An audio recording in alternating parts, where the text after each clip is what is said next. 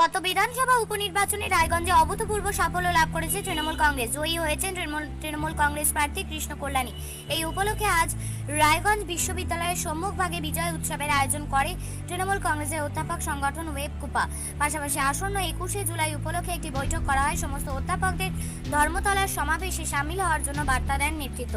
কর্মসূচিতে উপস্থিত ছিলেন অশোক দাস সহ অন্যান্য সদস্যরা। আমি প্রফেসর অশোক দাস।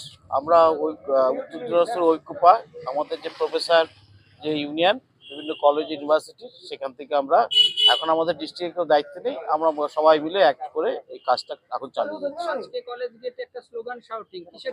উদ্দেশ্য হচ্ছে যে আমাদের সামনে যে বিধানসভা ভোট গেল, তাতে যে আমাদের ক্যান্ডিডেট কৃষ্ণ কল্যাণী মহাশয় বিপুল ভোটের জয়, তার একটা আমাদের আনন্দ, সে আমাদের সবাই মিট করলাম এটার, আর তাকে অভিনন্দন জানাচ্ছি। আর তার সঙ্গে আমাদের সামনে যে 21শে জুলাই আমাদের কলকাতায় প্রধান বক্তা আমাদের মুখ্যমন্ত্রী মমতা বন্দ্যোপাধ্যায়ের, ওখানে আমাদের সবাইকে যাওয়ার জন্য আমরা এক মঞ্চে হয়ে সবাই এখানে অ্যাটেন্ড করবো। এই ব্যাপারে আমরা এখানে জমায়েত হয়েছি। মূলত এখানে কি শুধু প্রফেসররাই আছে না কারা কারা? না, এখানে আমরা প্রফেসররাও আছি, আমাদের ইউনিভার্সিটি নন টিচিং যারা আছে শিক্ষাকর্মী বন্ধুরা তারাও আছেন, সবাই মিলে আমরা এটা করছি।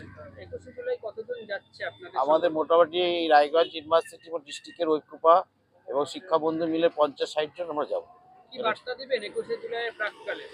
21শে যাওয়া প্রাক্কালে আমরা এটাই বলতে চাই যে আমাদের যে বিভিন্ন যে ক্ষেত্রে যে অ্যাপয়েন্টমেন্টগুলো যে আটকে আছে, আমাদের শিক্ষিত বন্ধু যারা ভাইরা ছাত্ররা সেটা যাতে তাড়াতাড়ি আমাদের জটটা খুলে তারা যারা অ্যাপয়েন্টমেন্ট পায়, এটা ব্যাপারে আমরা মনে করি এটা আমাদের শুভ রাজ্যের ক্ষেত্রে।